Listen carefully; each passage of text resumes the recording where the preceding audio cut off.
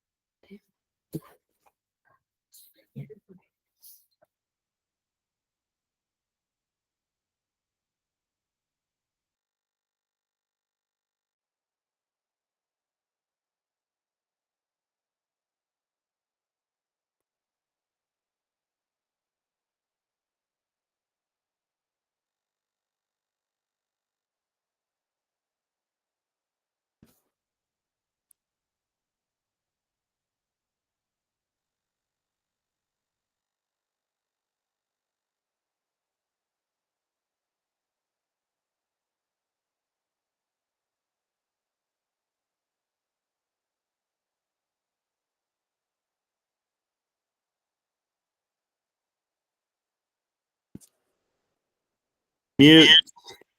All right, I think we can probably get going. Thanks for joining us. Hopefully a few more folks will filter in, but I've also started recording so we can share this with folks after the fact. So without further ado, I will introduce Amber Brown, who is our Legislative Affairs Director here at UDAF. And she's going to give us a little update on the upcoming legislative session and what to expect, some of the bills that we're watching from agriculture and that some of you also may have some interest in. So Amber, take it away. Yes, thanks, Jeremy. Yeah, I'm happy to be here and just talk about some of the bills that we're tracking. I think we have bills that are getting numbered like fast and furious, probably 400 numbered already, which is a little bit crazy to me. We see more and more bills every year. So I'm just going to hit on a few that we're looking at that you might be interested in. Feel free to interrupt and ask questions or reach out to me separately if you'd like. Okay, so we'll start with House bills, and I'll start with ones that are numbered and then just give you a heads up on a couple others that aren't yet numbered. Okay, so we've got HB 41 from Representative Albrecht makes some amendments to the state water policy. It adds monitoring of critical watersheds and water reuse when appropriate. We've got another, we were told there wouldn't be a lot of water bills. I don't know if that's true because I've seen a lot of water bills. HB 45 irrigation amendments deals with duties of canal owners and operators. And when you're dealing with injured persons and recovering of damages, this is an issue we've seen a couple of times over the last few years. HB 47 from Representative Albrecht also has to do with livestock watering rights on public land. It repeals livestock water use certificates, which I think is something that's been in code but hasn't been actually used. And then it addresses something called Public Water Reserve Number 7 water rights claims. So I think federal agencies are making claims for these water rights and they're intended to be used for livestock watering. And we want to put a process in place to make sure that they're actually used for that purpose. So the department is supportive of that and we've worked with the state engineer on it. We have a bill on hemp, HB 54 from Representative Daley Provo. We have a hemp program in the department. It makes several changes that the department has requested and supports. Let's see, HB 84 from Representative Lee, vaccine amendments. This basically says that if you add vaccine or vaccine material to food, that food should be considered a drug. As far as we know, there are no FDA approved vaccines that go in food at this point. So I don't know how, that this would be applicable. The department is neutral on the bill. We just wanted to make sure that it would not apply to meat from animals that have been vaccinated. And because of the way vaccine is defined, which is intended for humans, we feel that it would not. HB 94 from Representative Cal Roberts. He's a new legislator from Salt Lake County. It's exemptions from dangerous weapons provisions. This is something we've requested and support. We have farm custom slaughter licensees, which are people that slaughter animals at the request of the owner, for their own use. And we have about probably less than 50 of those in the state. And a couple of them have got in trouble because there's provisions in the code that if you use a firearm within 600 feet of any residence, you have to get permission, written permission from all the owners of all the residences within 600 feet. And because these individuals are licensed by the department and department statute says that they can use a firearm for the licensed purpose, we want to provide some exemption language so that they don't get in trouble. HB 138 from Representative Walter, the food labeling amendments. This has to do with lab grown meat. Lab grown meat isn't currently produced or sold in Utah. However, if it was, this just says that that meat needs to be labeled as what it is, so it can be identified as lab grown. Let's see, HB 194, beekeeping and veterinary amendments from Representative DeFay. This is something the department has been working with her on, that establishes a VCPR, a vet client patient relationship between a UDAF vet and to be able to issue prescriptions for bees, I guess, because there's not a lot of vets that are able to do that. So this allows the bees to get the prescriptions that they need. We might need a couple of changes to that bill. So we're going to work with Representative Fay on that, just small changes.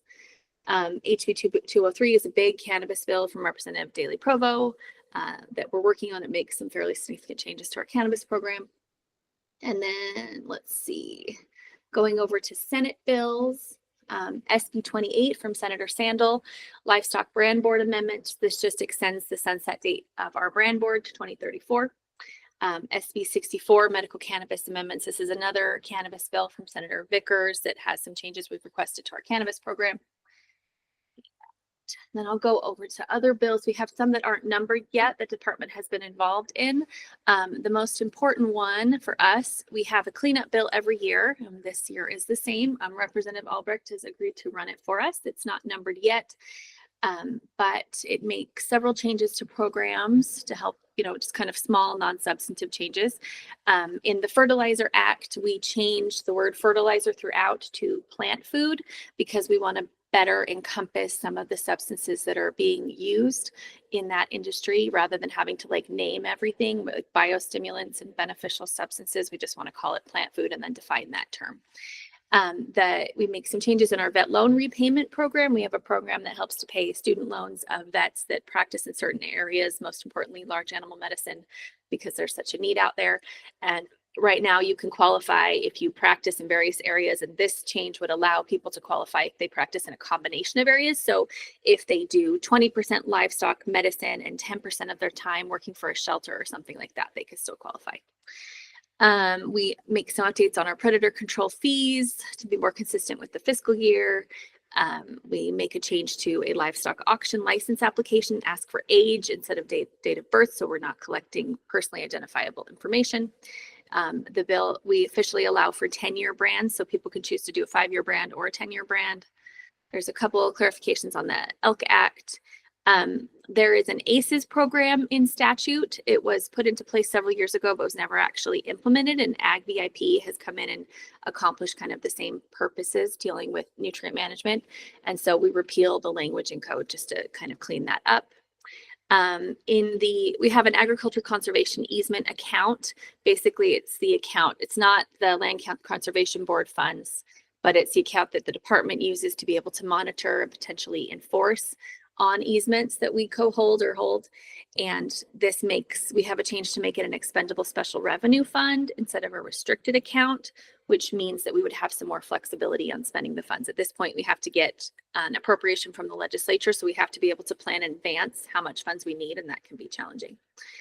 Another conservation related change, we have some funding right now that goes to our agricultural resource development loan, our ARTL program every year. It's a tiny portion of the sales tax, about $520,000 a year. We've asked that we have that money go to the conservation division generally rather than the ARTL program because it's intended to be used for water projects, and we'd like to use it for water optimization staff so that we have some ongoing funding for water optimization staff. And then also in ARTL, the legislative fiscal analyst had asked us to put some language allowing us to use ARTL funds for administrative costs. So that's in there. There are some small changes in the water optimization program, allowing a 75% cost share. So the state could pay 75% for measurement, telemetry, and reporting projects. This language will probably also be in a bill from Representative Snyder. And one other thing to mention, there was a raw milk bill last year from Representative Cheryl Acton. It did not end up passing. We've been going back and forth with her on a bill to be introduced this year. It hasn't been numbered yet, and we kind of still sort of have concerns with the language. And basically the purpose of the bill is to try to create more transparency about the process to get your permit back if there's a foodborne illness outbreak. And also, there should be legislation from Representative Matthews. She created a pollinator program 3 years ago. It's set to expire. So she should be running a bill to make the program permanent. We're very supportive of that. And there may also be a bill from Representative Daley Provost. She had a bill last year having to do with UDAF studying barriers and gaps related to increasing the availability of local food. That did not get through committee, so it likely will be reintroduced, and we've been working with her, and she's been working with a lot of stakeholders who have an interest in local food. And I think that's everything that I wanted to talk about. I will also say, land conservation, Leroy McAllister funding did not get in the governor's budget, but that remains a huge priority for the department, and there likely will be an RFA from Representative Doug Owens on that. So, any questions? Okay, thank you so much for letting me. Yep. Thanks, here. Amber. Tremendous work on that. And I know you keep a bill tracker going. Is that intended to be mainly for us internally, or is that something we can share with some of our partners? No, we can share it. We have a version of numbered bills that I'd be happy to share, so I can send that to you. Jeremy. Awesome. Yeah, if you send me that link, I'll make it available to everybody else. Yeah, and if anybody has any questions, let me know. Okay. Thanks so much, Amber. Gonna jump off. Thank you. Bye-bye. Bye-bye. All right. Next, many of you have already met Marissa, who is the new Sentinel Landscape coordinator for the Great Salt Lake Sentinel Landscape. But if you haven't, Marissa is here to introduce herself and talk a little bit about some updates from Sentinel Landscape. Thanks, Jeremy. You're welcome. Hi, everyone. It's good to see some familiar faces and also some new faces. You may have heard my boss, Tyler Smith, present at a previous roundtable meeting on the Great Salt Lake Sentinel Landscape. So this past October, Tyler hired me as the program manager / coordinator, depending on context, for the Sentinel Landscape. And so I've been at the job now for a couple months, and I'm excited to show you guys a little bit of what I've been working on so far. So that said, just in the beginning, the Great Salt Lake Sentinel Landscape was designated last March, but when I came on in October, we had our official launch meeting. And so a couple of folks in this room were at that meeting. That was kind of our official, bring everyone in the same room, all of our partners, and talk about the Sentinel Landscape and sort of where we're headed. And then with that, I've been working hard on building our consortium of partners for the Sentinel Landscape, and have been conducting check-in meetings and working on building the structure of the partnership. And so just a graphic to show you sort of what the meat of the partnership looks like. We have various committees and working groups that are comprised of state, federal, private partners, as well as nonprofits, kind of everyone that has a hand at the table in regards to conservation, military readiness, really kind of everything under the sun here in northern Utah. And so really excited about the roster we have. We have a lot of really incredible folks participating in these committees and groups, including Jeremy and Scott and Gabe. Really excited to have UDAF and Bear River Conservancy and NRCS at the table. So a little bit about what has kind of happened just in the past couple months in regards to conservation easements. So Hill Air Force Base has been diligently working on the conservation easements directly adjacent to the base. And so a huge success just this past fall, a critical agricultural parcel within their accident potential zone 1, which is at the south end of Hill Air Force Base, was placed under perpetual easement. This was a $6 million project that was in partnership with REPI, NRCS, and the Compatible Lands Foundation. And the exciting thing about this easement is that it's going to blaze the trail for continued conservation easement work surrounding the base. And so as we speak, Hill Air Force Base is working with the Compatible Lands Foundation and REPI on 2 additional easements adjacent to the southern terminus of their runway. So very exciting there. And then the Sentinel Landscape is hoping to provide additional support from the state.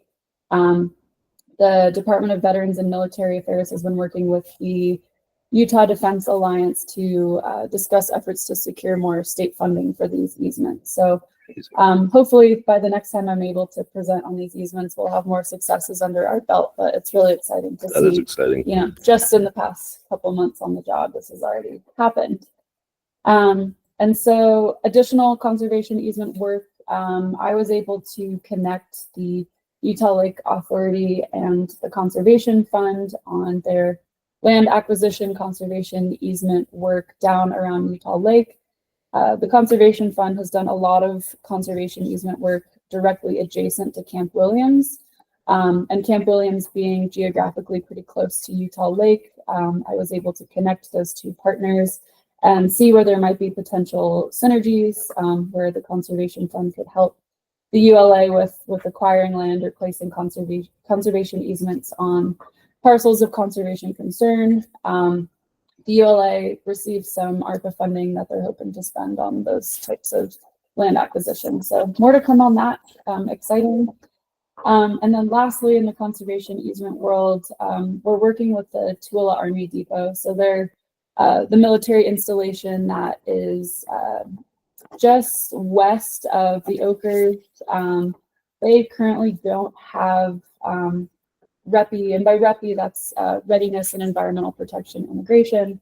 That's their kind of the environmental branch of the Department of Defense, and they're the ones that are funding a lot of these resilience conservation efforts on the different military installations. And so Tyler has been working with Tooele on their resilience work. Urban encroachment is becoming increasingly concerning down there as the Tooele housing community expands. And so he's working with them on their eligibility for annual REPI funds so that they can receive funding for agricultural easement projects. And so once we have this funding secured for the installation, there's going to be more of a pressing need to find matching funds, state matching funds, NRCS, private funds, etc. So more to come on that as well, but really excited to get Tooele kind of up to speed with the rest of the installations here. So legislation, Amber obviously had a lot more to talk about legislation, but on our end, we've opened a bill to codify the Great Salt Lake Sentinel landscape into state law. And so that bill is going to formalize the partnership and provide certain authorities and establish roles and responsibilities within state government to better support the mission of the Sentinel landscape. And so more to come on this after the session happens next month, but we're excited to add that legislation, officialness to the Sentinel landscape. And so now in the realm of, Greg. Commissioner, do you have a question? Yeah, I was just wondering if you've had a sponsor for that legislation, and so that we can help out and maybe track it. Thanks. I believe we do, and his name is escaping my mind right now, but we do. Okay. Our deputy director and director have been working pretty diligently with them to make sure that this is all good to go. So I don't foresee any issues there with this bill passing. And okay. Yeah, just want to make sure we Amber's radar to track it, maybe. Yeah, I mean, it should be within the Department of Veterans and Military Affairs legislation. So Okay, appreciate that, and we'll definitely, lean on our partners if needed. all right. Thank you. Thanks, appreciate it. And so next, I kind of wanted to talk a little bit about some funding opportunities that have come up in the past couple of months. So prior to my start date, Hill Air Force Base was awarded what's called REPI Challenge funding. And so REPI does annual funding for certain military installations, but they also have REPI Challenge funding, which you can apply for on an annual basis, and it's more specific towards a resource concern. And so Hill Air Force Base with the Compatible Lands Foundation applied for this funding in fiscal year 24 because Hill Air Force Base has been increasingly concerned with their water resilience. They're concerned with the depleting water supplies, both in their groundwater and in their surface water. And water is obviously a very critical resource for their readiness and their testing and training missions. And so they were awarded $150,000 to conduct some sort of water resilience work off base that will tie into the water work that they're doing on base.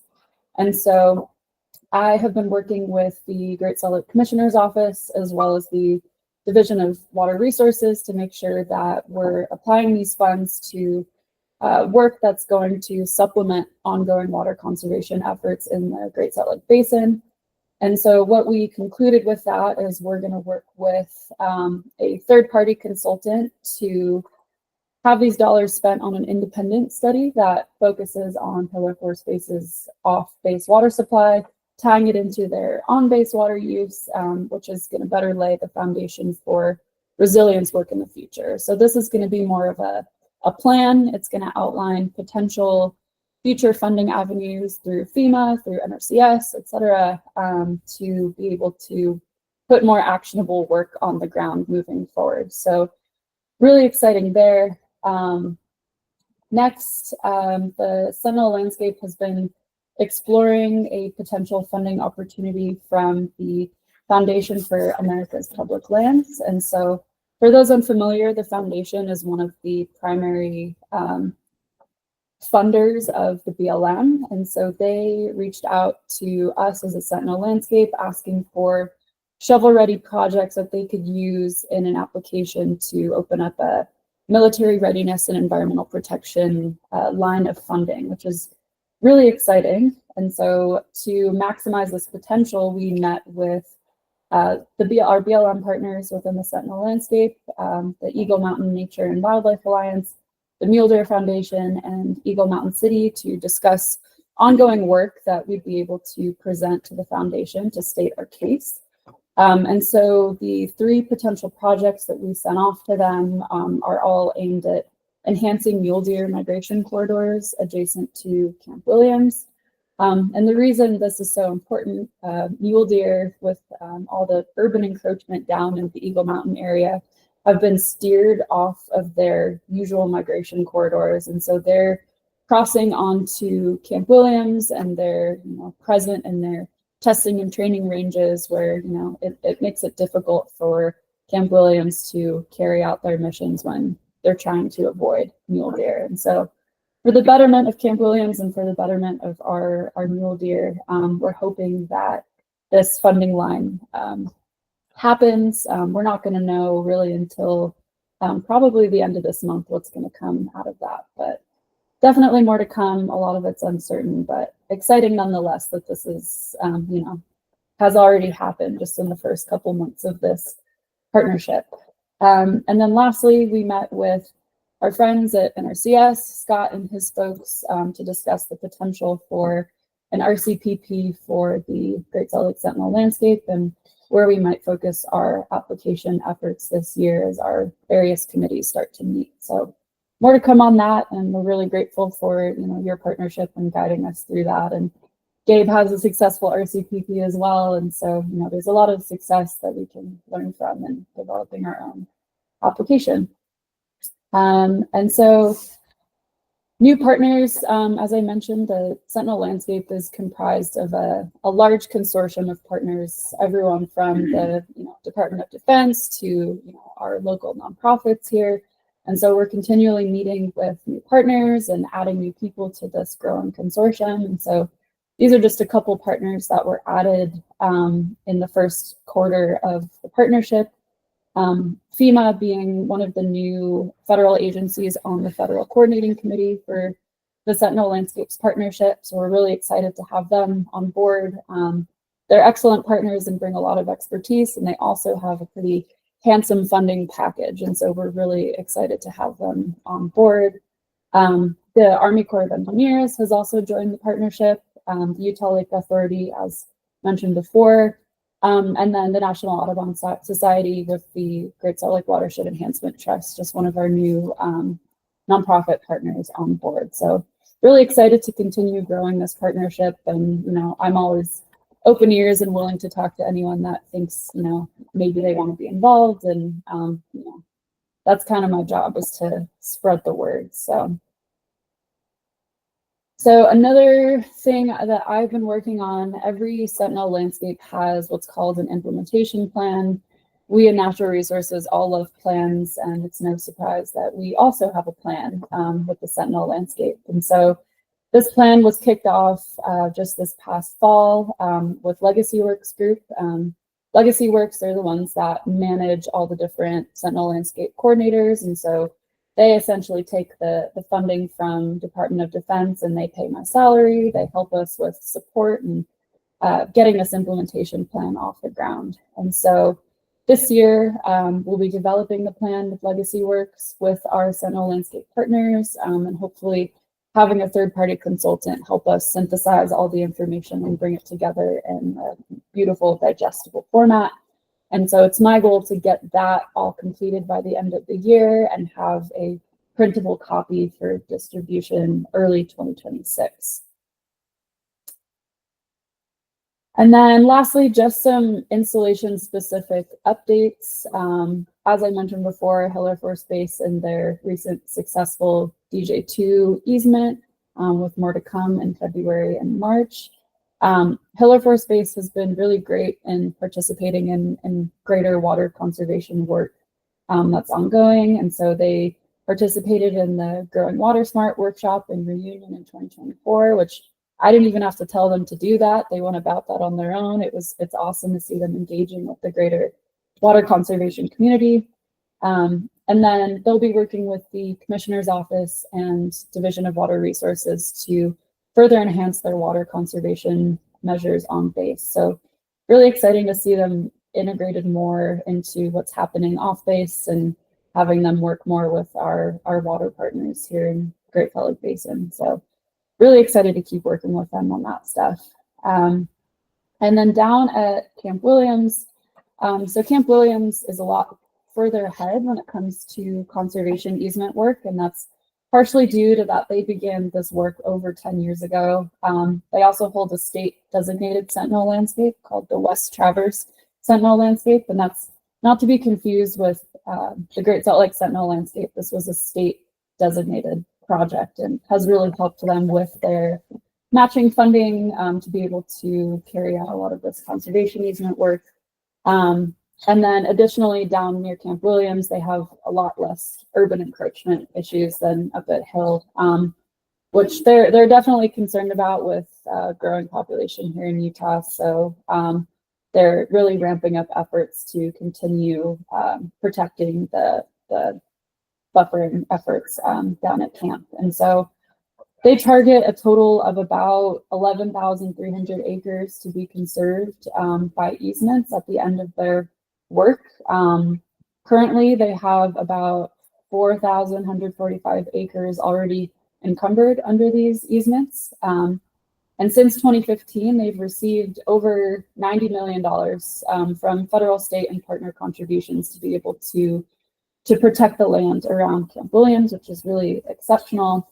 And then the West Traverse Sentinel Landscape was also recently approved for an RCP, which will bring an additional $5 million in matching funds to their project work. So another good example of RCPP that we'll be leaning on in developing our application efforts. And then lastly, because these conservation easements require monitoring, a large percentage of that acreage encumbered under conservation easements has been transferred to Utah Open Lands for their stewardship. And then Camp Williams has done a lot with their environmental resiliency. They've engaged in wildfire fuels reduction efforts on the boundary that's shared with Harriman City, which is essential in preventing wildfire from affecting the housing communities in Harriman City. Additionally, they have done a lot of habitat restoration south of the installation to prevent wildlife from moving onto the installation, that they want to keep wildlife healthy and happy. And then with the mule deer, they've been working on wildlife fencing to ensure that the mule deer are steered along their proper migration corridor and off base. So that was a ton of information. It's really exciting that all of this has happened just since I've come on in October. Makes me really excited for what's to come with this partnership. I mean, I can't imagine where we're going to be in just a year from now. And, it's great that I get to, work with this consortium of partners and publicize a lot of these successes. It's really a huge kumbaya type effort that makes me really excited. And so that said, my contact information is there. Email me, call me anytime. I'm really happy to talk to anyone about what this is and, the power of it and what it can do for all of us as partners. So really appreciate the time, Jeremy. Absolutely tremendous. Thanks for the updates. Any questions for Marissa? I had one question. We had a landowner who reached out to us in this vicinity, kind of near Hill Air Force. And I know back in the day, the state spent like $10 million to acquire some easements around Hill Air Force. I don't know where those ended up. He's somewhere in that area, but he had some concerns as we talked through him about potential contamination that is on his property that makes it, so he's concerned is that he thinks is there and that would not allow him to continue to farm because there could be potential liabilities. Is that something that you guys are looking at or addressing? So contamination wise, no. I think with Hill and their work with these easements, they kind of talk to each of these landowners separately and specifically. And so where those landowners might have concerns for, continuing their agriculture farming on those parcels, Hill has been working directly with them to mitigate those concerns. But you mentioned, the state had funded $10 million worth of easements previously. So the issue with a lot of the easements that currently exist, the way they're written, they prevent against, housing communities being built, but they don't prevent, commercial.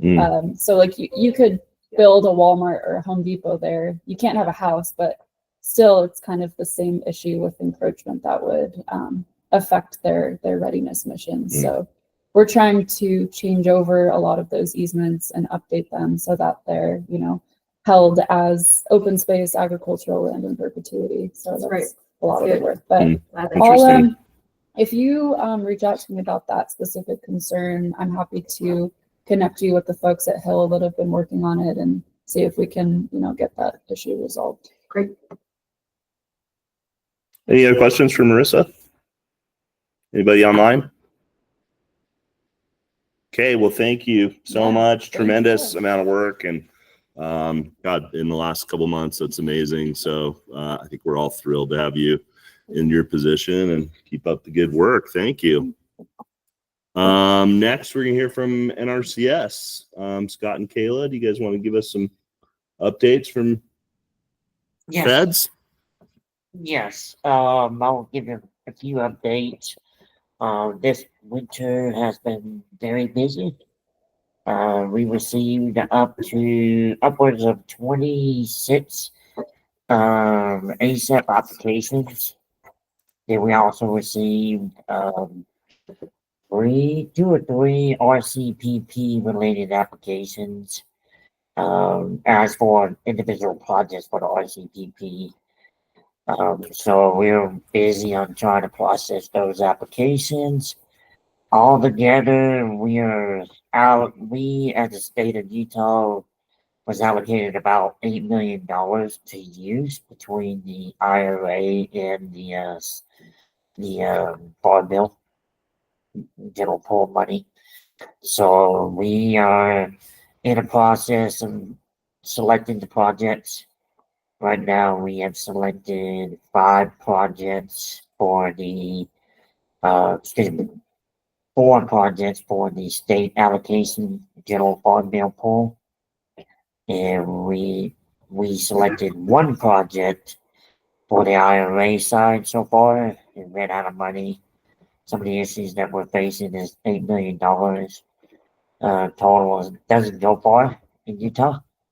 So IRA gave us $4 million and Farm Bill gave us $4 million.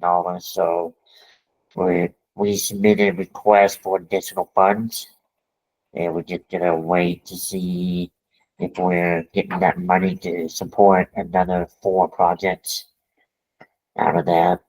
That's the first wave of the request.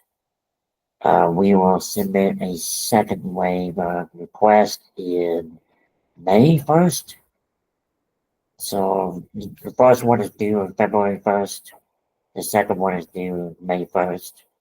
So we're trying to, look at the state allocation side of the general fund pool and see if we can pick up another 4 more. We have one that's $8 million, one that's $5 million request, and then we have another one that's about 1.2 million. So these are large sums. So we're hopeful we'll get at least 2 of them. That's my hopes. But I don't know how the other states are competing. We can't see what's happening in the other states. So, I hear some maybe returning money, but there's also I talked to a couple others that are requesting more money, so it'll be a lot of balancing out. The other one is we are in the process of trying to close on 3 more easements. We're getting close. I'm expecting one to close by the end of this month or early next month. So especially the other 2, I think will close by the end of March. Some of the key things is, the deeds are sometimes slowing it down, but we'll work around that. So the IC review is in the process for those 3 to 4 projects. We are facing a lot of issues in relation to making sure the landowner stays eligible or becomes eligible in the FSA system. That is a nightmare. My proposal is to start having the team educate the FSA field offices and FSA about the process of our easements and the requirements of the easements. The catch is there's not one rule for all. RCPP has slightly different rules. ASAP is a different rule. Then you have EQIP and CSP that has different rules. So getting them educated, okay, if it's RCPP related, it has to be in a compliant status before we go into contract. No ifs, ands, or buts. And that's because we are having to go outside our agency to get the contract developed. Pretty much. Then for ASAP, we can go in a file status, but before we pay, it has to be in a compliant status. So there's 2 rules right there. Then you got EQIP and CSP where you technically be file status all the way through. You just gamble if you become non-compliant that you got to pay USDA back. So after we pay. So my education will be talking to the FSA eligibility specialist here in the state office and set up a field office's time to present our ASAP and RCPP easement related information to them to educate them. There's a lot of confusion. So while it's in file status, it doesn't matter on RCPP side. It needs to be compliant. Or the other issue that I'm facing is it's still in file status or it went back to non-file status, and nobody knows or knew that that went back to non-file status. And so that's something that the entities will need to pressure the landowners to keep track of that. We're as a team will try to set up a presentation, PowerPoint slide to try to educate people on, well, you know, there's a time frame on how long the FSA can hold a 941 AGI form. Then there's a time frame of how long the IRS can hold it. If those time frame expires, it gets kicked back for a refile. And that's what people say, I already filed it. It doesn't matter. You got a shelf life. So Scott, if you have an RCPP that has an exemption for that AGI, is that no longer part of our equation? Yeah, it's no longer part of the equation. But we still have the other eligibility components. Correct. Okay. And those They still have to be gotta- up to date. Yeah, they got to meet the 1026, highly erodible land and wetland, Yep. and all the other, business, proof of business, and whatever else. And then I know. And the 902. 902. That'll do the farm operating plan. Okay. Yeah. So I propose, and I started a new conversation with the FSA last week, and I got confirmation this week that they're willing to let us, do a presentation for their staffs and that. They're willing to let you train them on how to do their job. Yay! Thank you. So, Yeah. yeah, that's the hard part about my position is I have to go to the state office and, go to this one person, but at the same time, I don't want to undermine the field office.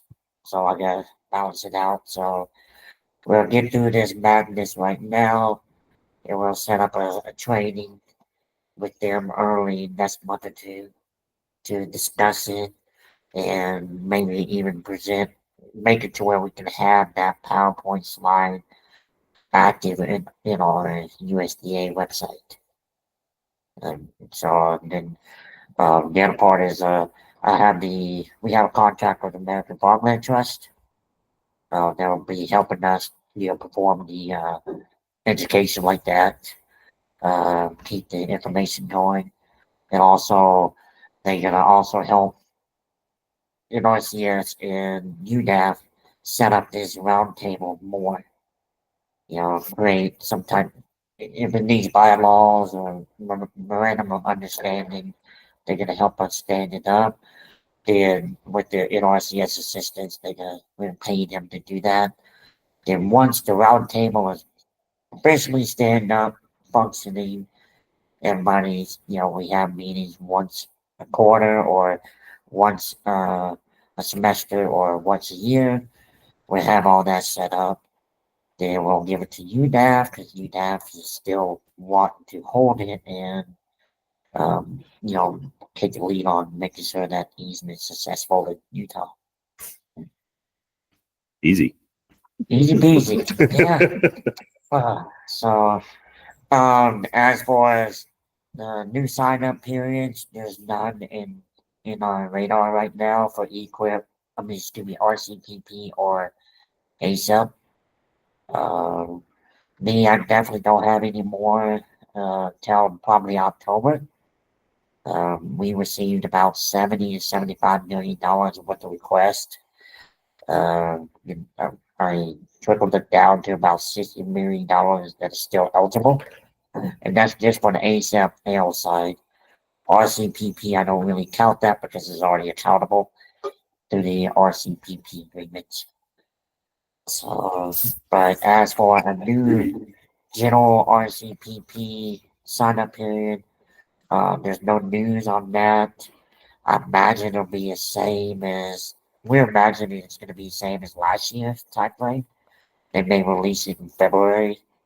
I believe it was the magic date, and you have 6 to 9 weeks to process the application to submit for national headquarters to get an RCPP overall umbrella agreement.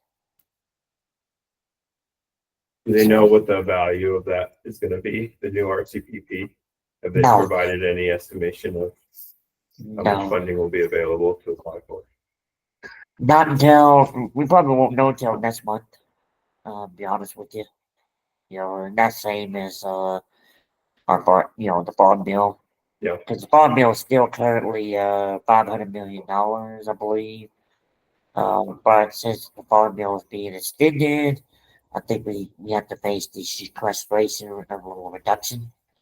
So I don't know what the final outcome of that be, because we haven't gotten a new bond bill as well. So, you know. And no Yeah. idea what's going to happen to the IRA. No idea yet. There's rumors, and I don't want to spread the rumors. So we just got to operate as we're processing all the applications, and everything stays the same until they give us new orders. So then the other question is, what happens to the contract that are already in place? Generally speaking, the contracts that are already obligated, the money is set aside for. In the RCS world, we generally do not cancel those. But there is a caveat in the appendix saying that the government can cancel your contract at any time.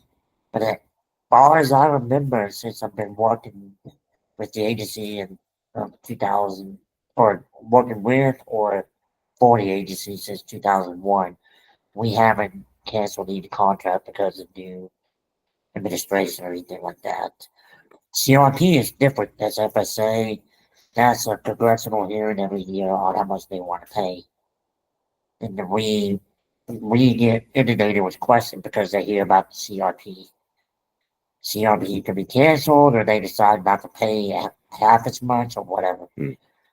But as for the NRCS side, we move forward, and generally speaking, we keep the contracts that are active. Yeah. That's a lot of information in a way. Any questions?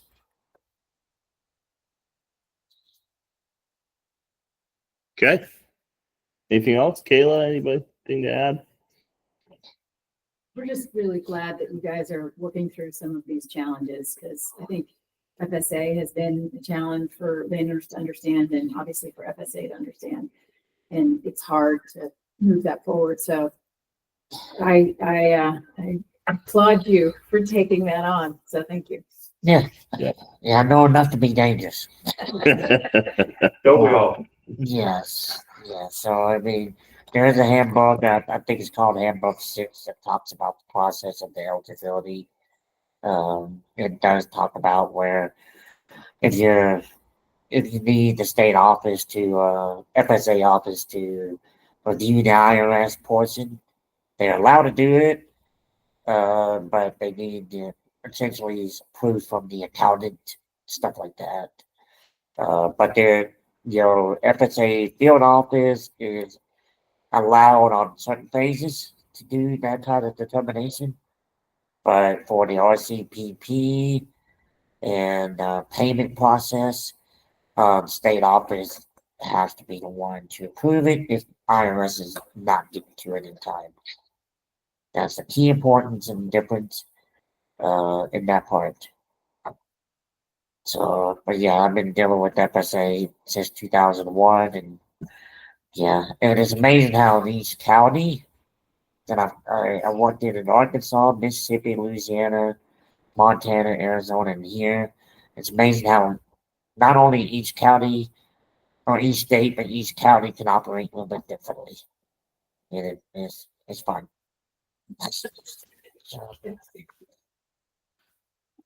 Anything else? Okay. Thanks, Scott. All right. Appreciate you guys, everything you do. Okay, that brings us to UDAF updates. I just wanted to take the opportunity to introduce a couple new team members on our team. So Jason, we just hired Jason Blau a couple months back to be our new easement stewardship coordinator. So this is just really tremendous. I mean, this might be the most significant thing that's happened in our program recently. And I want to thank Jim Bocut for, helping us find the funding to be able to hire Jason to oversee all the stewardship and monitoring of UDAF's easement portfolio. We're just thrilled to have Jason on board. If you want to, turn on your camera for a second, say hello. Jason was going to be here, but is home sick, so he may or may not want to turn on his camera, but you can at least say hello and introduce yourself, Jason. Hi, everybody. Sorry I can't be there in person.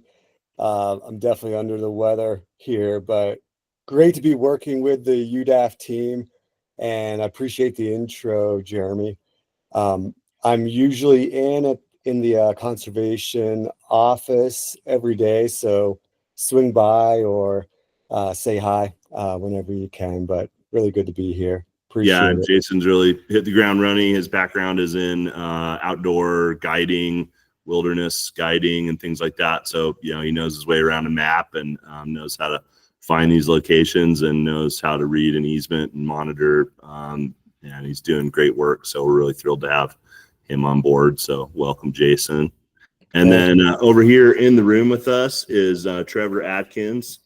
Trevor's our new Assistant Attorney General, taking over for Nicole, who has moved over to DNR. So welcome, Trevor. And he has also hit the ground running and has really dived in on the easement stuff and is, taking a lot of time to really try to get spun up on easements and be able to be a really great resource for us here. So welcome, Trevor, as well. So if you guys are working on an easement project with UDAF, new name on the email chains, new face at some of the meetings. And so great to have some new team members on board. And then for those of you who have not met our other team members, Katie Acree has been with us for almost 2 years as an easement planner. Her background is in biology and watershed planning. She's from Kansas and lives up in Morgan. And so, Katie, say hello. Hi, thanks, Jeremy. Happy to be here. And so, Katie works, as in an interesting shared position between UDAF, NRCS, and DWR. So it's a really interesting resource that we have to have those people kind of splitting time between those agencies and really helping us collaborate better and work really closely together. So that's been really beneficial. And then our other easement planner, John Curica, if you want to say hello really quick.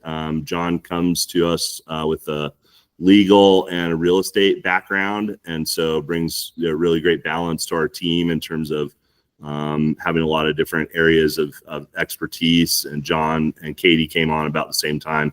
So a lot of you guys know John and Katie, have worked with them on Leroy McAllister applications or other things, but just wanted to make sure everybody knew who our team was. And then we're really excited to announce that we have finalized hiring a third planner named Michael Plenling, and he's going to start at the end of this month. So we found some money in our joint agreement with NRCS and DWR, and we're able to add a third planner to that agreement. So we're continuing to increase our capacity, which is tremendous. So Michael's also has a real estate background and kind of a government planning compliance background as well. So I think it's going to really balance out our team nicely, and we're going to be able to have a little bit more capacity going forward, which is great. So I want to share those great announcements. Yes. I'm sorry, you reminded me, I left out a couple of key clues. Oh yeah, no, jump right back. Yep, absolutely. So yeah, since you mentioned that we're helping on the shared positions, I was reminded that we are actually trying to bring in a retired NRCS employee to work like 20 hours a week. He's retired out of Iowa. So he's going to help us in the background on some of the process of training the staff and kind of take the lead on giving advices on how to handle some of these title reports or whatever. We typically set his date to start like on January 27th, but he's got to pass all the lead card background, get the official lead card in the computer. So it may be in February. So then we also were able to scramble another fund, kind of like they were doing, to possibly hire a realty specialist. So we got a good candidate, offered a job. Well, I offered a job to her, and she just happened to go through the hiring process to get the final job offer. So we're hoping that process get completed this month. Right now we're going through the background, but we're hoping we'll meet the hiring freeze possibly. So if it happens, I don't know, but we're trying to make that happen. So that's great news. This person has a lot of experience in the conservation easement itself, a litigation part, and items like that. So I'm very excited about that. We also added in more funds to NIFWIF, and we created a second contract with them to help provide grants to Utah on addressing conservation easements. So it's a big one. So keep an eye on NIFWIF advertisements about grant money towards conservation easements. So I don't know. I can't remember if they released anything yet, but we're currently using up the existing agreement. So that's thank you for reminding me. Yeah, good deal. Thanks for that. And Outside the program. it's exciting to be adding capacity, new people that are able to work on these projects, because that's one of the biggest bottlenecks we have aside from funding is just the capacity on the ground to work with people to get these projects done. So that's really great news. Thanks for sharing that. Okay, so I wanted to first share recent success that we had in being able to fund the closing of the easement on the Horton property down at Utah Lake with the Nature Conservancy, which was exciting recently. It's a 24-acre property adjacent to several other easements that we've done with Nature Conservancy and the Lee Ray McAllister Fund down there. And so it's to the north, or there's several other easements to the north of this one. And then to the east is the Provo River Delta Restoration. And then it's also adjacent to Utah Lake State Park. So a really kind of strategic, great location. Kind of a water quality buffer for the lake, habitat for birds, and also grazing pasture. So it's a really neat property. Lee Ray McAllister contributed $472,000 from two different grants. So we'd given them a grant previously years ago, and then obviously in the interim trying to raise additional funds, they came back to Lee Ray McAllister for a second grant to try to close the loop. We were able to provide that this year. They also received $250,000 from the Endangered Species Mitigation Fund, and then packaged that with a pretty hefty landowner donation to bring that together, just under $1 million easement value. So that was really exciting to be able to close on that and to put that little feather in our cap. Going from successes to some of our failures this year, we all know what a challenge the funding situation is for easements. And so I kind of got, decided to try to make a moonshot this year and try to raise a bunch of money through RCPP and through the legislator. And we kind of fell flat on that. Our RCPP proposal for $25 million was not selected. And then that was kind of tied to a $25 million matching request to the governor's budget process. And as Amber explained earlier, we do not have any line item this year in the governor's budget for Lee Ray McAllister. So that was a bit frustrating. But as Amber has said, there's still a huge emphasis on funding for easements at the legislature. It's still a huge priority UDAF. And so we're working with a couple of different legislators right now on drafting RFA requests for appropriation bills that will hopefully make their way through the committees and at least allow us to continue the discussion up there, give us a chance to go up and, and share and speak and share some of our successes and try to underline the real pressing need for this funding out there, as we've, are all know and are all aware of. So, Jeremy, is there still 1 million ongoing? yes. Yeah. Yep. Okay. Yep. So thanks. Transitioning to my next point, the land board is set to meet again on February 25th from 1 to 3 p.m. Those are open meetings. Several of you guys join frequently. If you're interested and want to participate in the land board meetings, you're more than welcome to tune in.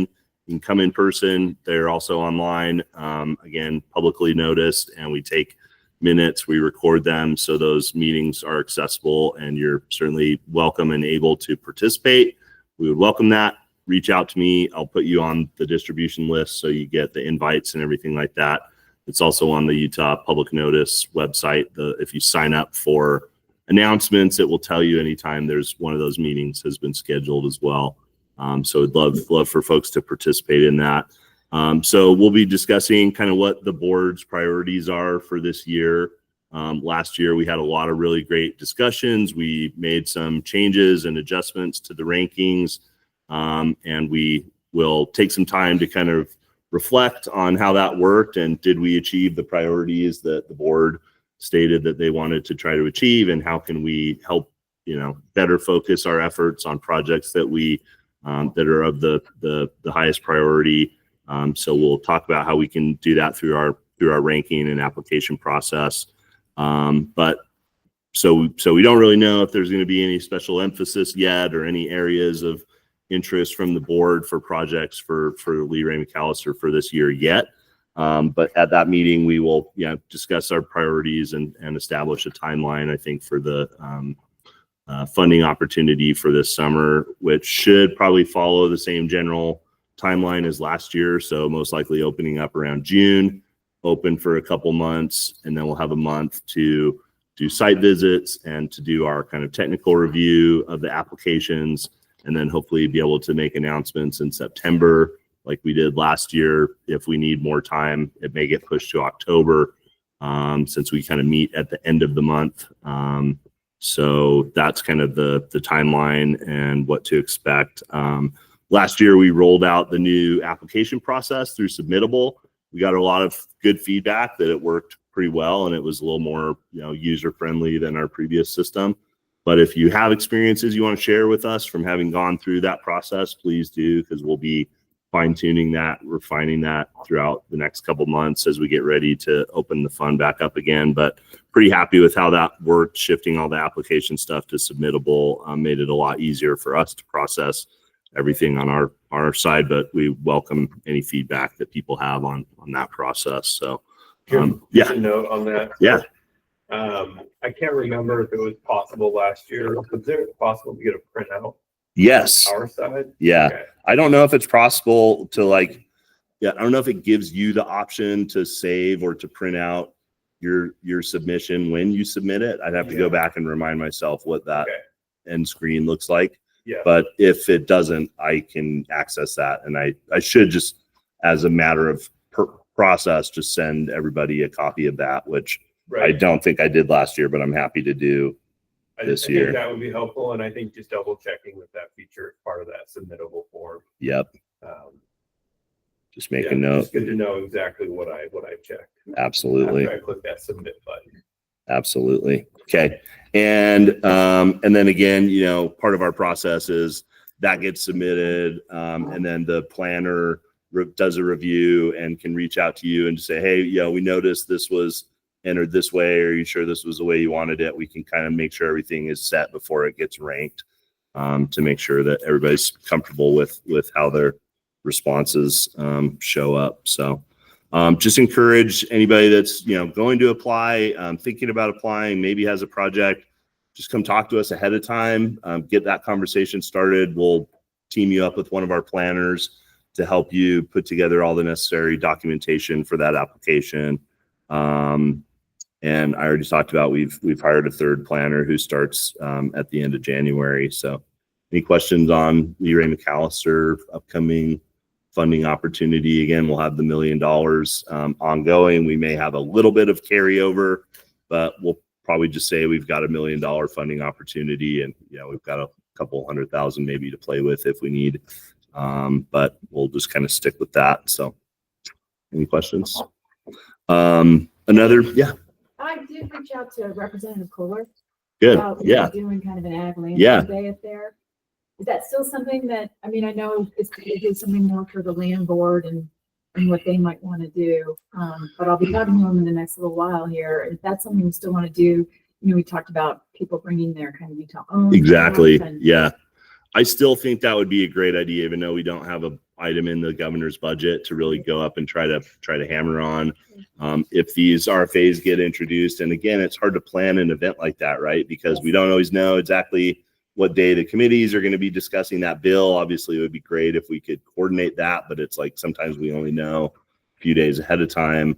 But maybe around one of the rural caucuses or something like that, it might make sense to try to do something like that. Because again, even since we don't have an item in the governor's budget, just being able to be up there and continue that conversation and not let it go away just because we don't have a bill, or don't have an item in the governor's budget, I think would be really important. So Celeste wants to chime in too. Celeste. Just wanted to say I volunteered to help with this last year. Of course, I would help again this year. And Mike was really interested in kind of being the host and a personal success story, obviously. I think there's some really important PR value in being there without a bill. Like, we're not just trying to push our own agenda. We're trying to keep you aware of what is being accomplished. So I support the idea and I'm happy to help. Great. I agree. I think it's a great idea. I think it would be a great thing to do up there. So, this is how legislation gets done in Utah, right? Like those guys up there, they hear from the right person who they respect or they want to hear from, and that can shift how they vote. It's like, hey, well, that farmer with the cowboy hat just came in and told me this is a good bill, so I think I'll support it. Like it literally is that way. I feel like in Utah a lot of times, probably elsewhere, but I think having the right people up there to carry that message for us so that it's not just, the same people, me every time, I think would be really important. And I've thought a lot about other landowners that we could bring up that would be willing to stand up and speak in those committee hearings. But again, it's hard to coordinate because you usually have short notice. But if there are folks that you're working with on projects who have not been able to get funding yet or have done an easement and have a success story they want to share, I think it would be really powerful for those folks to be able to attend these hearings. So I will work with Amber and others to try to put out notice as soon as we know when those meetings are going to be held and scheduled, and we can try to coordinate, some outreach efforts and try to get some people up there to speak to it. I think that would be really important. So on that note, so the one thing that has kind of come up in the past and recently is cultural resource protection, historical structures. Sometimes they could fit us, but sometimes they don't. Our ASAP program, one of the questions is renovating it back to its condition. Depending on the cultural resource audit policy is, it may not match.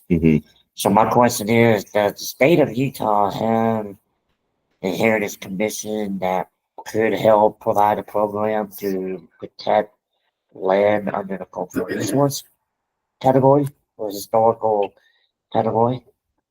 Reason I know that's a possibility because I expected a historical easement one in Arkansas, so that was held by the Heritage Commission. that's a good question. I don't know the answer to it, but I will do some research and I will figure out what I can find. I don't know if anybody else has any specific information on that, but I know, when I worked in Colorado has a tax credit program at the state for easements and also for historical preservation. So they tie that together. And I think that could certainly be we could certainly make an argument for the importance of that. But I just don't know exactly whether Utah puts money towards that or not yet. So. Yeah, well, ours is like 3 or 5 sentences. It's very vague. I think we have to be careful on what we want to put in there. If you plan on renovating it, putting it back to life, Yeah. I don't know. I'm not a lawyer on that part, on Yeah. what that really 3-line sentence really says. Yeah. So, and it is, I want to make sure we consider that. Anything over 40 years old in our program is considered a cultural resource. Okay. And theoretically. So, Yeah. it's not long really in Utah. Yeah. Standpoint of view. Definitely. Yeah. A lot of old irrigation infrastructure and other stuff that's quite a bit older than that out there. Yes. So, a lot of our water projects have to go through SHPO, cultural clearances because of that very reason. So, okay, good question. Anybody else? Nathan, chatting to the group on the outreach piece. We, Heart of the Rockies, helped support a similar legislative outreach event in Montana a couple weeks ago. Be happy to help coordinate. Great, Nate. Thanks. I will put you in contact with Celeste and Wendy, who are our de facto coordinators for this hypothetical event. So that would be great, Nathan. Your experience would be very much welcome. So thanks for sharing that. The next piece of our work that I wanted to share about is our ongoing efforts on farm and ranch succession planning. So as you guys probably know, as I've shared in the past, we received a grant from American Farmland Trust to work on their Land Transfer Navigators program, which incentivizes training and outreach around farm and ranch succession planning. And thankfully here at UDAF, the commissioner, Commissioner Butters, this was kind of one of his pet projects and really wanted to see happen with working with farm and ranch landowners on, how to transfer the assets and the land and the experience and everything that goes along with it to the next generation. Because how do we expect to perpetuate any of what we're trying to do if we can't create opportunities for the next generation of farmers and ranchers to have access to land tenure?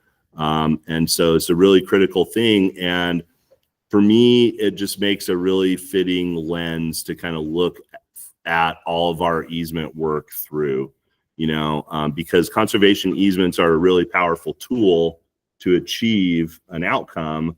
But how do you know whether that's the outcome, or how do you know whether that's the right tool to help you achieve what you want to achieve if you haven't really thought through the bigger picture? And so we have been working with AFT and putting together some partnerships with Utah State Extension. They have an existing farm and ranch succession planning kind of workshop curriculum that they have put out. And so we partnered with them and actually put on our first farm and ranch succession planning workshop up in Bear River City back in September. And it was a huge success. I felt like we had, 12 or 13 landowners, 7 or 8 different families that controlled over 15, 20,000 acres of farm and ranch land. And from that, we are, now working directly with several of those to help them through this process. And my thought is that, not everybody's going to do an easement for one reason or another. It's not a one size fits all tool. It's not for everybody. But what about those people that don't do an easement? Can we still affect the outcome and still try to reach a good outcome with them that can benefit the rest of the work we're doing? And somebody may decide not to do an easement, but they may choose to partner with, a successor outside their family, like somebody that doesn't have kids, to take over the operation. Can we help them find somebody in the community that wants to work for them and take on responsibility and help them, create that opportunity, because it's, the incoming generation, the outgoing generation, it's two sides of the same coin. If you can't figure out a way for the exiting generation to kind of leave the picture gracefully, and set themselves up for retirement and all of those things that they have to consider, then how do we expect to create opportunities for the next generation to be able to take that over? So that's something we've really leaned into. One thing we've talked a lot about. Sorry. Yeah, no, go ahead. I'm sorry. On the generations and that, because I saw it in Tucson, Arizona. That county there has set up a program where they do a simple fee purchase by the county, but they had a program to where they look for young generations to take over that for them. And essentially, it's almost like a lease setup, but Tucson had a good program set up where they bought like up to 10, I can't remember, 10 different farmlands, ranch lands, and let some younger generations come in. That younger generation that essentially had to apply for it, and so that they're capable of managing the farming operation. But I would say keep that in mind too, because like you're saying, generations is one of the big things we're facing. And current time frame is the younger generation cannot afford it. Yeah. And if the state or the counties can set up a program like that in relation to that green belt or whatever, I still kind of have a contact for the person in Tucson that helps lead that program. Nice. Thanks, Scott. Yeah, I mean, that's really the nice thing about partnering with AFT, American Farmland Trust, on this, is that it's a nationwide project. And so I have this cohort of other people in similar positions to mine at state agencies and at land trusts across the country that are doing the similar work. And so we get together a couple times a year.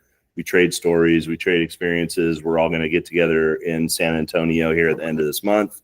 So it's fantastic to be able to see how other states are approaching this. A lot of places are much further along in this process than we are. And so we can learn from their experience, and other states setting up farm link networks where, you have people searching for land tenure, you have landowners looking for, successors or help, and able to connect those folks. So yeah, Lori.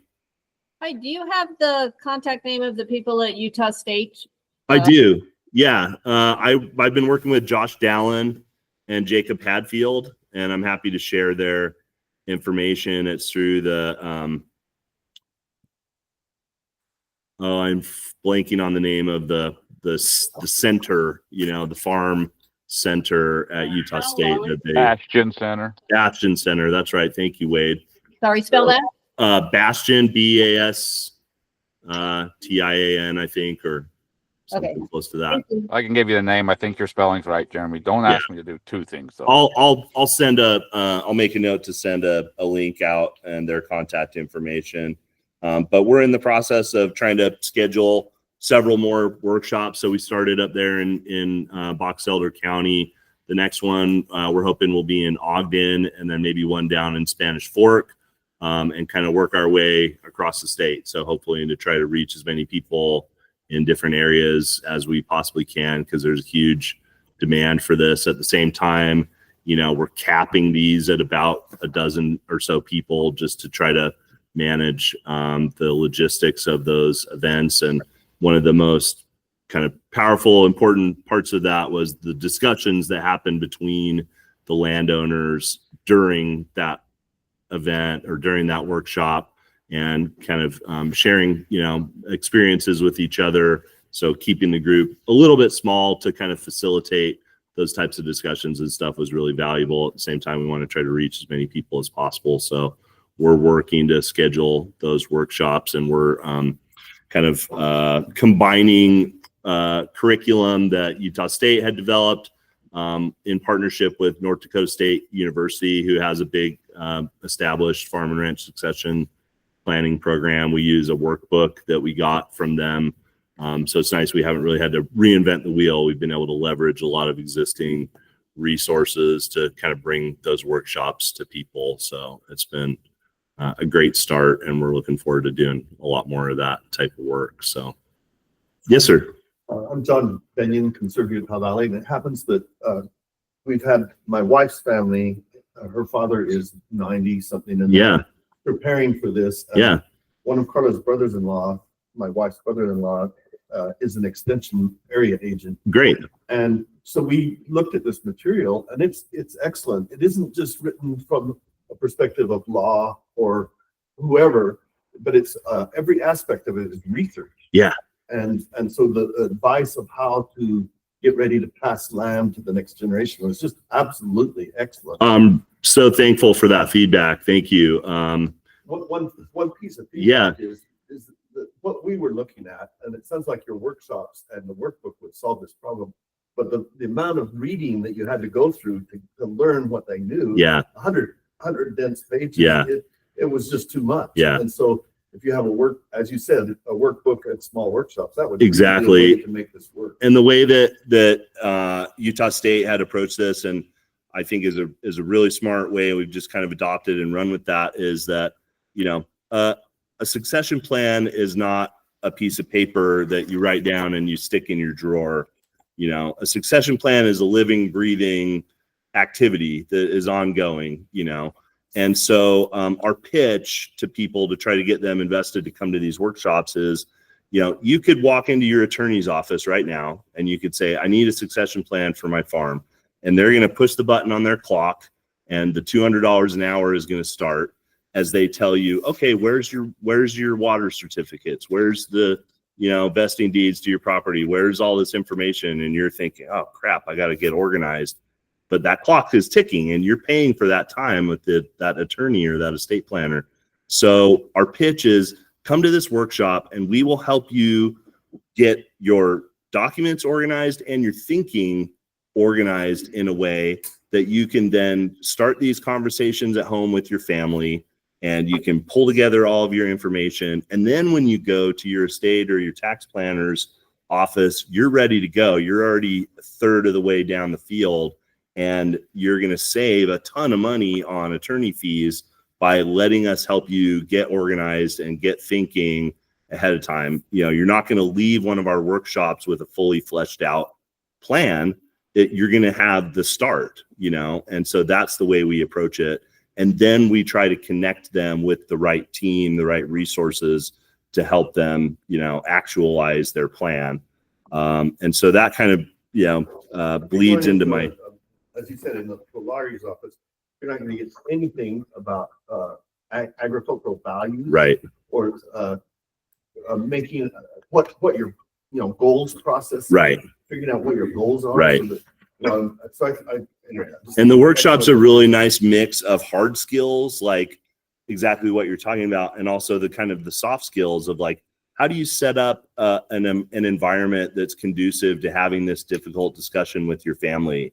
Do you invite the kids, or do you tell the kids to stay home? And what do you do in these kind of difficult situations? Maybe it might make sense to bring in a mediator or something like that.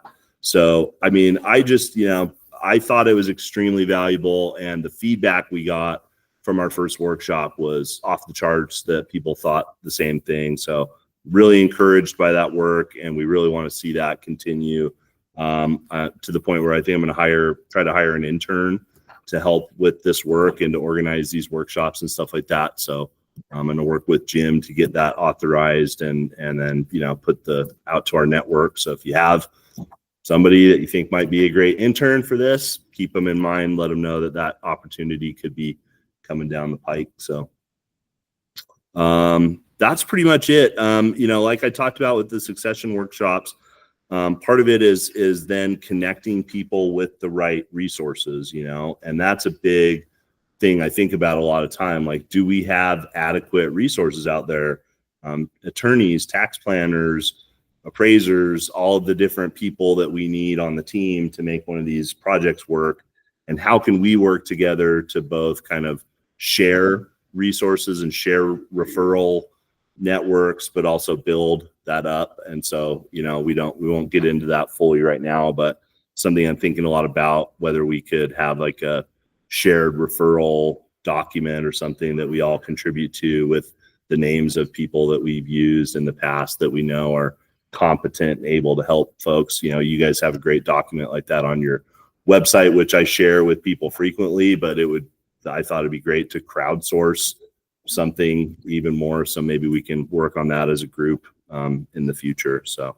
And I think to the thing, and I know you've looked at this, trying to just increase the ability for some of the professionals out there, lawyers, appraisers, whatnot, to build their ability to be able to do that. And I know Exactly. you've been working on that. I think. Yeah, I exactly. think that's great. I have a quick question. Yeah.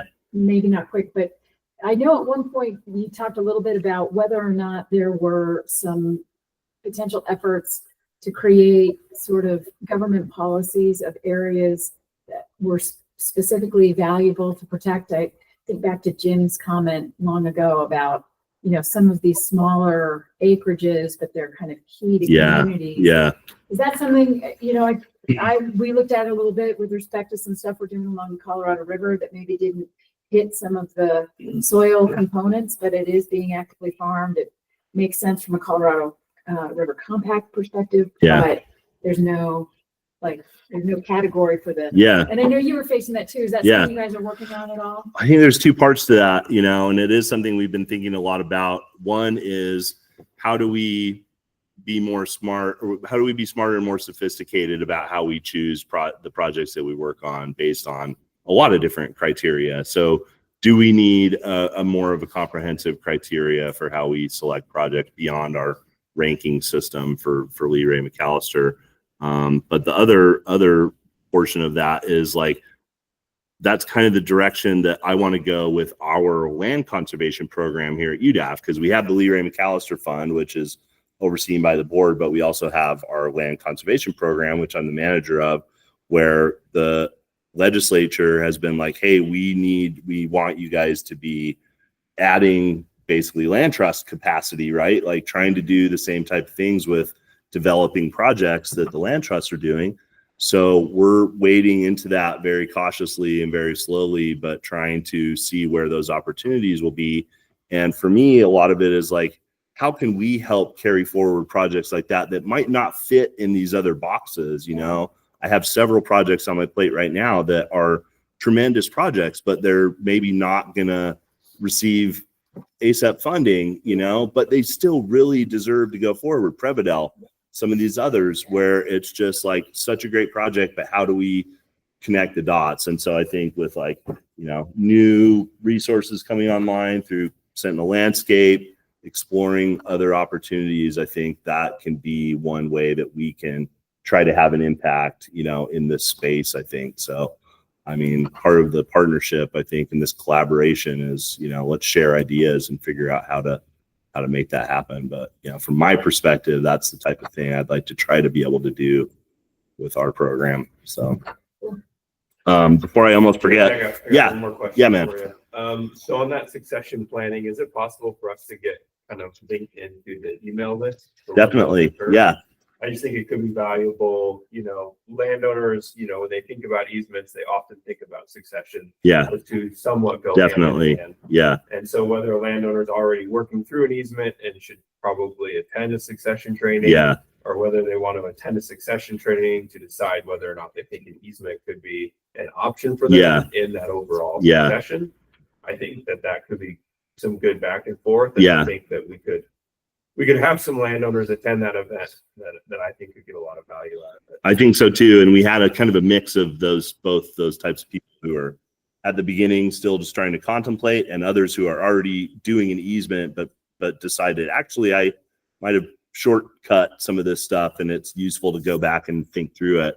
Right. So we had both those types of folks at the first workshop we did, and I thought it was hugely beneficial from both sides. So yeah. So if you could just include us on those. I will. There's about 85 people on the distribution list now for this roundtable. Okay. So I will just continue to share all my updates to that whole group. Basically, this has become my default kind of distribution list as this roundtable group. So, Lori, you had another comment? I don't want to make you go past your time, but our family had a really unique solution to this succession plan that is in place and has been working. And I'm happy, would love nothing more than to be at the meeting in Weber County. Okay, great. Yeah, So I'll make sure we link you in. It would be great to have you share your experience having gone through this process. So thank you. Just quickly, and we'll transition to the roundtable. I want to leave plenty of time for other questions and discussions, but I just wanted to share two updates. One is this conservation easement disclosure form that we developed and that we're going to start using here at UDAF. So this is something that if you're applying to Lee Ray McAllister, we'll ask you to have the landowners sign, but also for our land conservation program work that we're doing on that side, utilizing this. So I would love to get feedback from you guys on this and how we can improve it, or it's kind of written in a way where it's could be used by other groups, not just UDAF, but especially if you're doing a project with UDAF funding. So be aware of that. And then this is really exciting. We were able to add this new sub-program to the Agricultural Resource Development Loan program that we have through UDAF, which makes low interest or no interest loans for a variety of different agricultural improvement projects. And we were able to add this sub-program for conservation easement transaction costs, which is huge. I don't know of any other source of money that pays for this type of thing. So this is phenomenal, and it allows landowners who are have a signed letter of intent or a signed purchase agreement with UDAF or with one of our partners. It was written in a way that it allows our partners outside of UDAF to utilize this. So if you have a landowner where you have a signed commitment, you're working on a project, they can apply for up to basically a $40,000 line of credit through ARDL, and they have to apply through the local conservation district, and then it filters up the same way that any of the other ARDL loan projects work. But it will pay for appraisals, it will pay for environmental consultants, title work, legal fees, all that type of stuff that adds up really quickly in developing these projects. And then when the easement closes, it gets paid off at closing at no, there's a small administrative fee, but no interest. And then if for some reason the transaction blows up and does not close, they can either choose to pay it off within 30 days or something with no additional interest, or they can roll it into a payment plan at like 2.5% or something like that. So it gives people an opportunity to be able to move forward with one of these projects without that huge out-of-pocket expense that can be a huge hindrance. So encourage you to reach out to me about how you guys can utilize that, but really excited to be able to offer that. So, okay, that's it for me. Sorry, I gotta take off. So, but I'm Maria Schwartz. I'm the Food System Resilience Program Manager of Salt Lake City Sustainability. I haven't been you. I work on a lot of various food-related things for the city, but also urban agriculture. Yeah. So I just wanted to share two quick updates. Great, please. That we're working on that we Awesome. have kind of keyed up. One is EPA funded planning for our climate relates and climate pollution reduction grant. And one of the sectors that we have under the scope of that is agriculture, forestry, natural working lands. So we're mostly focused on Salt Lake County and Tooele County, our MSA. But I have to run to a meeting to hear from the state folks and see what they're doing with that as well. So we've been working with some folks with NRCS and some other community partners to just kind of get what kind of measures and actions would we want to include in that kind of planning around the ag and natural lands section. Great. So if anybody is interested in hearing more about that, I'm happy to connect. The other one is that we are interested in doing some work around urban ag planning specifically. Great. Trying to create some pathways to make that more viable in urban settings. Yeah. Especially in Salt Lake, where our farmers are just really struggling. Yeah. They're really struggling with Yeah. land access, Yeah. availability, and being able, like, we're just seeing folks leaving left and right.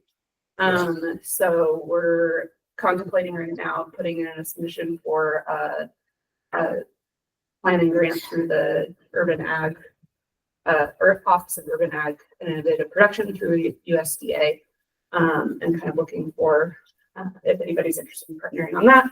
We're talking about what that might mean kind of from a broader perspective.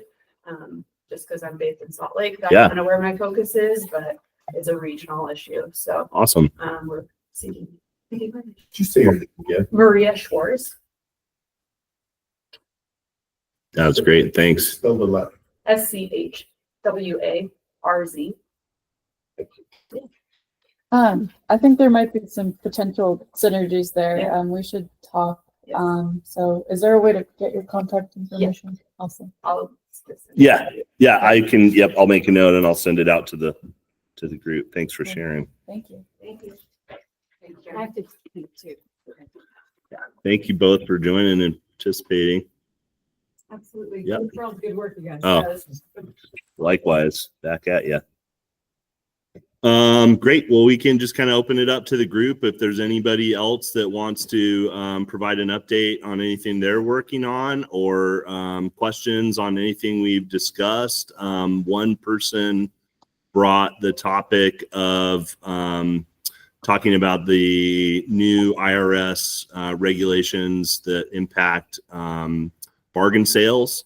But I'm not really qualified to talk about that. But if somebody else has any insight on that or has been able to read through and digest any of that and want to provide some insight, that was just one topic that was brought up for potential discussion. But I just open it up to the floor if anybody has any comments, updates, questions. Well, I can address that. Great. Thanks, Cheryl. basically, what I will tell you is that the Land Trust Alliance has a very thorough discussion of what our responsibilities might be for, relative to the IRS or relative to these changing requirements. It's a little scary in some ways. So I do recommend that if you are running and involved with the Land Trust, go to the Land Trust Alliance website and see what they're saying about this. LTA.org, because it is something that I do think we should really be paying attention to. Great. Thanks for that. Yes, Celeste. I just don't know if our group has met since our open space bond, our second open space bond in Midway passed. And I just think it's one of those reminders that small communities are trying to protect farmlands, and this is a way to do it. I have spoken with several city councils who are considering this. My open space committee folks have also spoken to folks. I just want to throw it out there that Midway is willing to help. I realize this isn't a group of elected officials necessarily, but you are all folks that interface with them. And if you need any help in that regard, we would be happy to help. And it's just a positive thing too. So I just had to throw it out there. And can you give us a little more detail on the new bond? How much was it for? And does it have a special purpose? And can you give us a little more information? Yeah, I can. It's our second $5 million bond.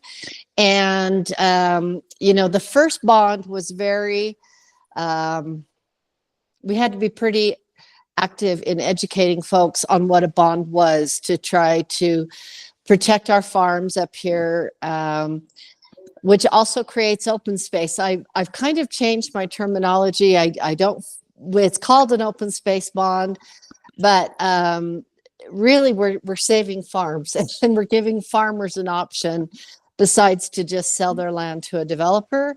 So the first bond was, and the second bond were both specific to property had to be within Midway boundaries or Midway's potential annexation boundary. We wanted to be able to leverage that money, get it matched as many different directions as we could. And that first bond, I want to say will be close to about 400 acres that we've saved in our little community. And the second bond that we're looking at some pretty exciting projects. One that we call the Heart of Midway. It was actually four or five homeowners, landowners. Wendy just stepped out, but oh, okay. yeah. Okay. It's either 4 or 5 landowners that have come together and combined their acreage. And it's going to be just an absolutely beautiful parcel. So we don't have real strict requirements, like it could be 5 acres, it could be 200 acres. And this second bond, we realize we probably won't get as much leveraging. I mean, it's pretty impressive that 5 million was able to be matched to say 400 acres worth of farmland. But we don't know what the second one will do. And the second one, we are interested in saving some of these smaller pockets. So we have 5 acres here, 10 acres there that have a couple horses on, or a few sheep, or some of the calves from the dairy, that sort of thing. And we want to be able to save those small pockets as well. So that was kind of the focus of the second bond. And the second bond passed at almost 71%. Wow, that's impressive. Yeah. Yeah. So once the community saw what we did with the first bond, the second bond was a piece of cake. We didn't even have to hardly hold any open houses. I think we had one educational meeting, but by then people understood it.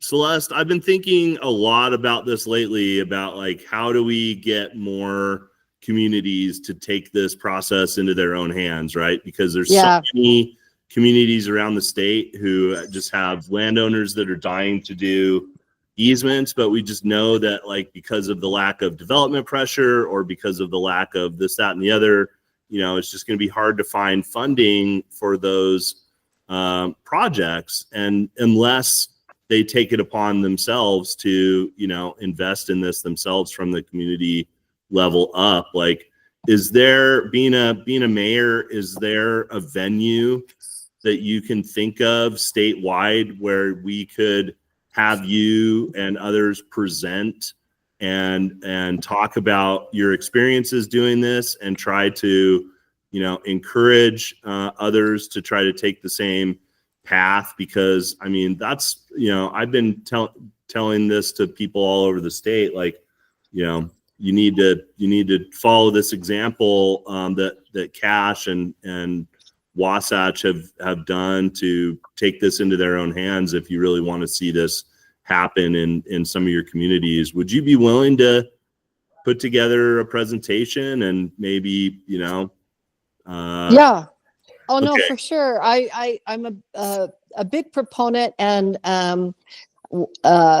both the Land Conservancy groups, Utah Open Lands and Summit Land, were helpful in getting us off the ground. But it was so interesting that there were so few government groups that we were aware of back in the day that could be of assistance. So I'm very willing to help. I could definitely put together a presentation. Utah League of Cities and Towns has a conference in September in Salt Lake and April in St. George.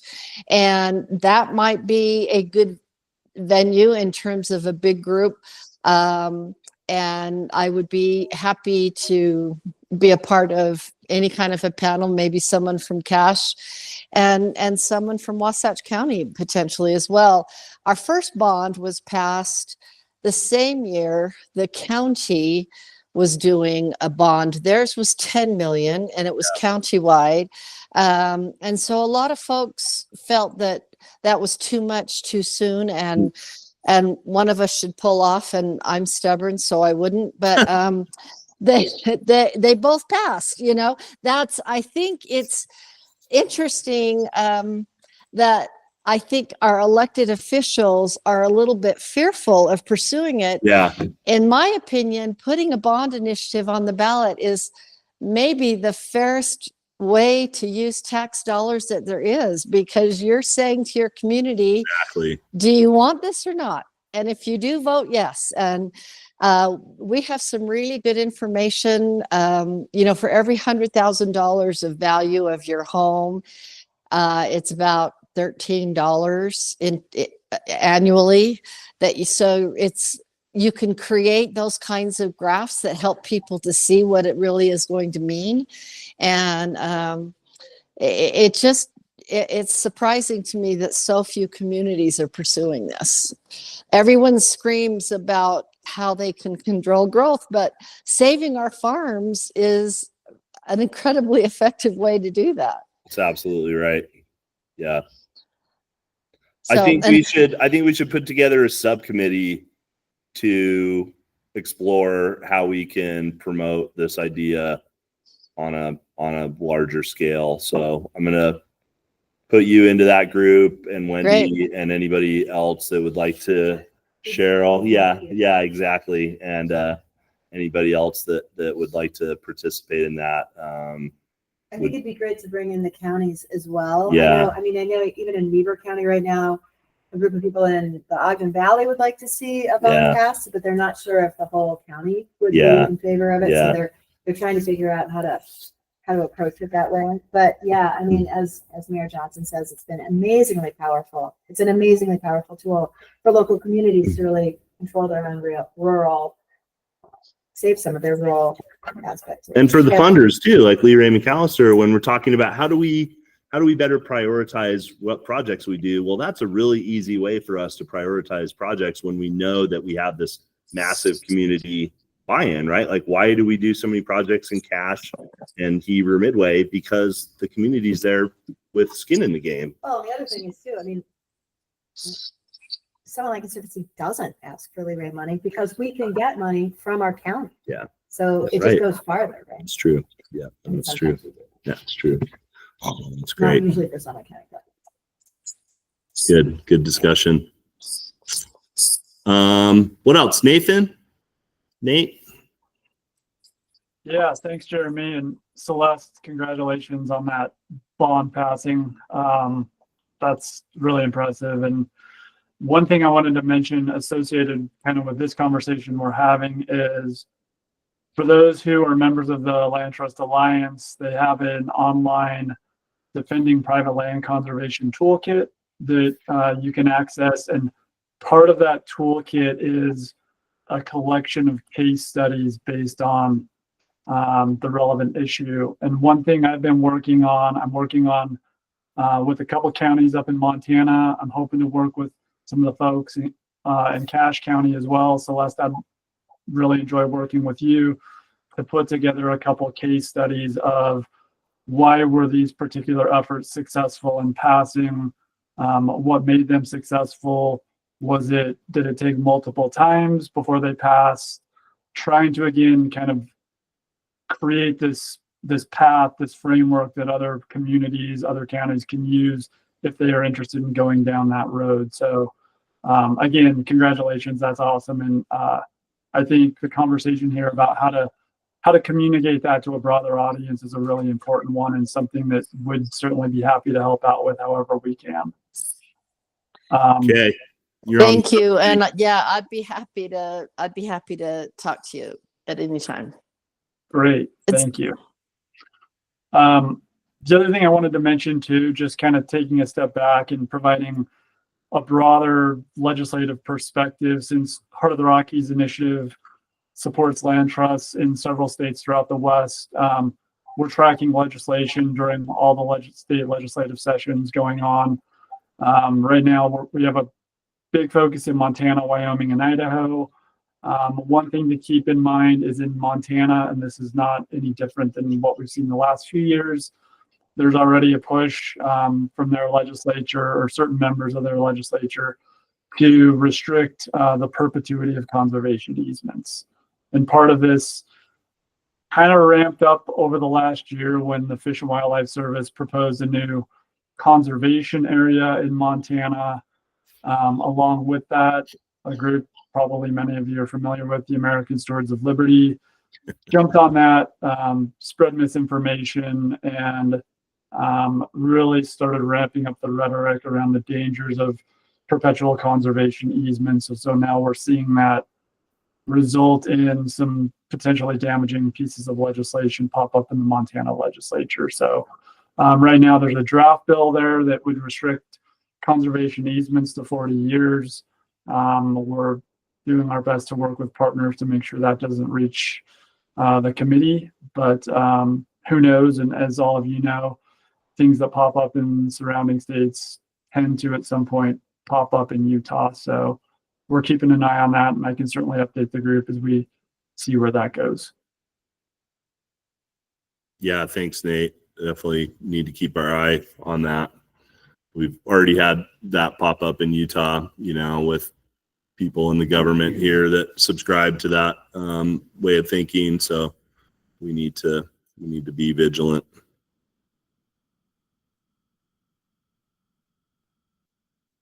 Okay. Anybody else have updates to share? Questions on anything we've discussed? Anything else for the good of the order? Okay. Well, my sincerest thanks for joining us and for all the work that everybody's doing to carry this stuff forward. I'm humbled and just happy to be a small part of it. So thank you. Right. Well, before we leave, are we interested in doing more of these meetings, and how often? I think it's fabulous. I really, I know, I'm sure I'll talk to some length. I think it's really awesome that we have an opportunity to kind of get together and talk a little bit. And I think that, you know, try to figure out maybe a little bit too of before we inundate the NRCS office with 50 applications next year, maybe we should talk a little bit about how to be really maybe effective with our everybody's time and energy. And I mean, because it's great that we all want to do more. And if we have opportunities, we have landowners out the door. We obviously do want to do more. Yeah. So how do we do this without overwhelming our partners and in a way that's collaborative, maybe, or I don't know. Well, you don't mind being overwhelmed? We don't have to discuss that now, but we welcome all applications. Good. This shows a demand in Utah. Good. Saying, hey, we have 28 applications, plus or minus, I don't remember if I don't remember. Washington D.C. looks in our system and says they actually got application this year. Well, let's see if we can send more money. But I like it better this way. I know it's a lot of hard work for the partners, but it also shows a demand in Utah, and it makes the national headquarters more willing to consider more money for us. And not one of the ones that we missed out on, and I think it's because of lack of demand proof, is they set up another pool fund pool for a big game mitigation migration. For some reason they don't think that the big game crosses from Wyoming, Colorado through Utah into Idaho, but they got Idaho, Wyoming, North Dakota, I think parts of Colorado. Yeah.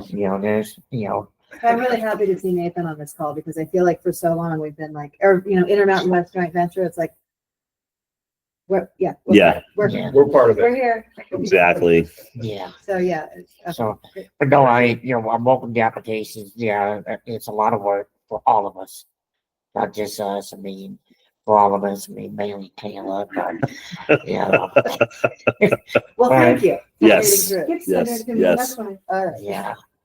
So now just kind of leave the meeting on this. Just kind of, as you get the applications, get them built, send them out throughout the year. We can do that. It's a better way. But, as for this meeting, I think this type of roundtable meeting is very encouraging. It also opened up the door. Like, I just asked a question about possibility of heritage being involved. That kind of stuff. I mean, that's what collaboration is about, because not one not one easement fits all or one program fits all. So it's be able to, okay, we know, Provo area is supportive, we know Box Elder area, maybe Tremonton is wanting to do it, but maybe they're struggling, how can we help them? Or, whatever else. So I think it's important we communicate and just, we got to be considerate of everybody's time too. So is it worth the investment? I think it is. But once a quarter, once a semester, that's where, we would like to have the feedback is how often do you want it? I do encourage at least one time in person and maybe some of the other time over Teams and stuff like that, long as there's good interaction going on. So yeah. When we first started these, we, at the very first meeting, we posed the question, does Utah need something like a coalition of land trusts, And we decided that yes, we do. But also if we built an official organization like that, we would get destroyed politically. It would just be the target for the ire of, certain political factions and things like that. So we decided to operate this roundtable almost as like a covert coalition of land trusts, right? Like, not that we're trying to hide anything, but it's just like, we don't need to put a name on it. We don't need a website. We don't need a 501c3. We can just meet. UDAF can be the sponsor. And we decided to try to do it quarterly, which we basically kept to. And I'm happy to continue to, coordinate the mailing list and to host these in this room. We can always have a virtual option, but we can always also have an in-person option as well. I think it's extremely valuable, the in-person networking and, bringing new people into the fold and everything like that. At the same time, obviously, it's challenging to get everybody in one room. So always having a virtual option, this makes it easy. So I'm happy to continue to commit to, trying to organize quarterly meetings, and with the list and the interest has grown tremendously. I think we started with like 35 people and we're up to like 85 now on the distribution list. And I interact with, even though we had about 35 today, I interact with all those 80 people pretty frequently with different things, and we're sharing information. The recording will go out to everybody. So I think it's hugely valuable. I've seen actionable, important things come out of these meetings quite a bit. And so, I think we should absolutely carry forward as long as people are interested in attending. So, yeah. I just want to, throw that out there. We haven't talked about that. We had couples. I want to make sure, is it still okay? Is this too much, or do we need to reduce the meeting numbers every year? Quarterly, I like to see that as much as possible. Great. Okay.